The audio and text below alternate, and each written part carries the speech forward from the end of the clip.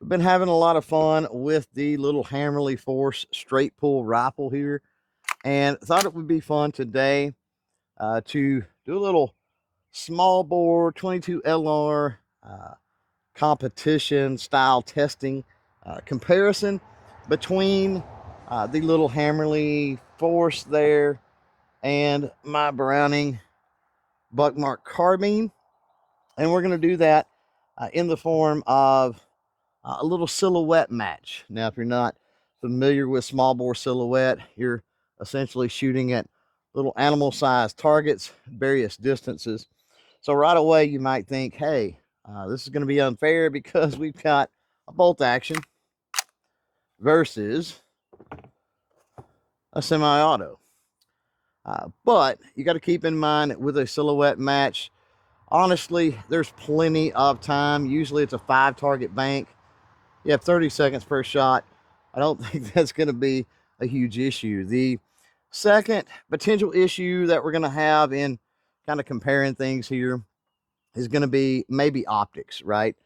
Both these outfitted with optics. The Browning Buckmark Carbine here with a Hawk Sport 3-9 and the Hammerli Force here with a Monstrum. This is the Panzer 1-10 LPVO.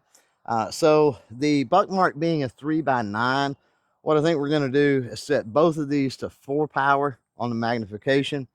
That should equal things out just a little bit. Now, when we talk about ammunition in a match like this, typically you see it regulated to round nose lead. I don't want to shoot match ammunition, so today we're going to use some Thunderbolt 22 LR ammo here. This is lead. This is a round nose, even though it's, cheaper bulk ammunition. So with that out of the way, we're going to go down, take a look at the targets we're going to be shooting today. I'm going to get my ears in and we'll get it started. Here are the targets we're going to be shooting today. And these are the first stage of a small bore silhouette match. 1/5 scale chickens. Dimension is 2.5 by 2.25. And that may seem like at 40 meters, which is where these are going to be, it may seem like a pretty big target, but the irregular shape really can throw you for a loop. So let's get set up and shoot some targets. Going to start out here with the Browning Buckmark Carbine. Now, yes, I am sitting, but I'm going to shoot offhand. I'm not going to rest my elbow up on the table. Now, in these matches, again, you're going to have 2.5 minutes for 5 targets. We're going to burn through these 5 rounds pretty quick. There's no doubt. Well under 2.5 minutes. If you were in a match, I would say take your time. I think that's important, especially shooting offhand. Fatigue could set in, especially by the time you get to the latter stages of that match. But yeah, for our purposes here, going to start chambered. Safety is off. Here we go.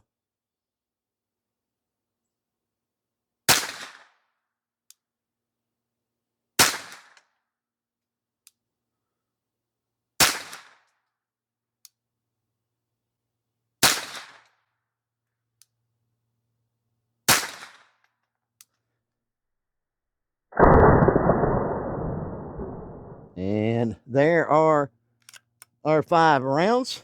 Everything is clear.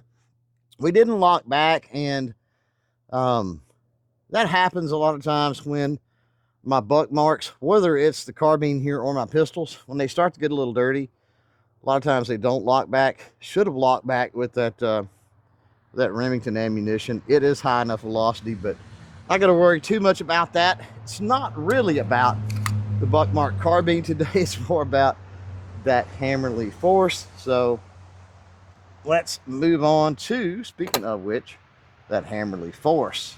Already loaded up. Again, we're going to get a round chambered and get that safety off. Now, one thing about this being a bolt action is I'm going to have to break form just a little bit.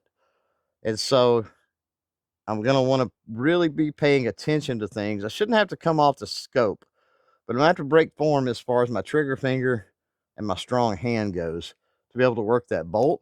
It's also a little uncomfortable with a more of a competition style resting position there with this extended mag release. But we're going to make it work. We're going to make it work. Here we go. We are loaded up. First round, 1 through 5. Here we go.